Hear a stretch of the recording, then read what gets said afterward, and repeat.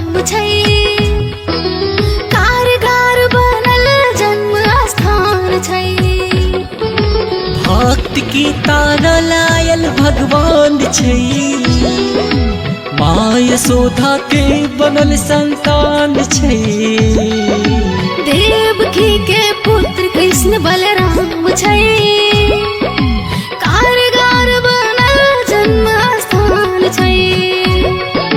जय श्री राधे जय श्री राधे राधे राधे राधे राधे राधे। देवकी के पुत्र कृष्ण बलराम छै।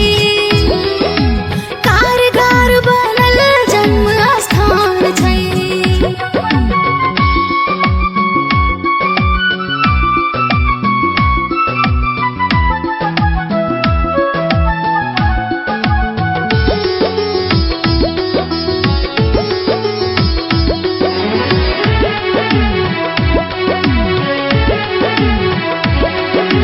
श्यामल देह मोर मुकुट पीतांबर धारी।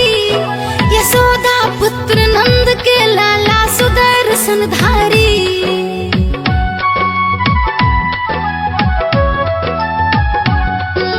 श्यामल देह मोर मुकुट पीतांबरी धारी।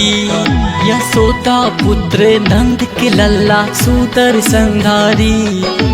विष्णु के अवतार बनल नंदलाल छै। भक्त के तार ले आयल भगवान छै। देवकी के पुत्र कृष्ण बलराम छै। कारगर बनल जन्म स्थान छै। जय श्री राधे जय श्री राधे राधे राधे राधे राधे राधे। देवकी के पुत्र कृष्ण बलराम छै। कारगर बनल जन्म स्थान छै।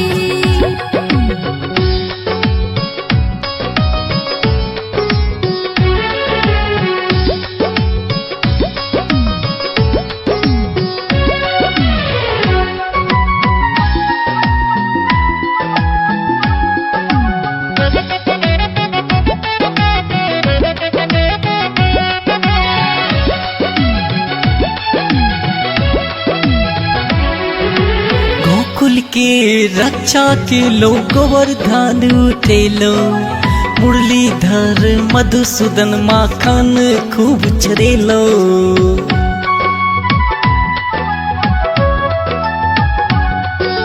गोकुल के रक्षा केलो गोवर्धन उठेलो। मुरलीधर मधुसूदन माखन खूब चुड़ेलो।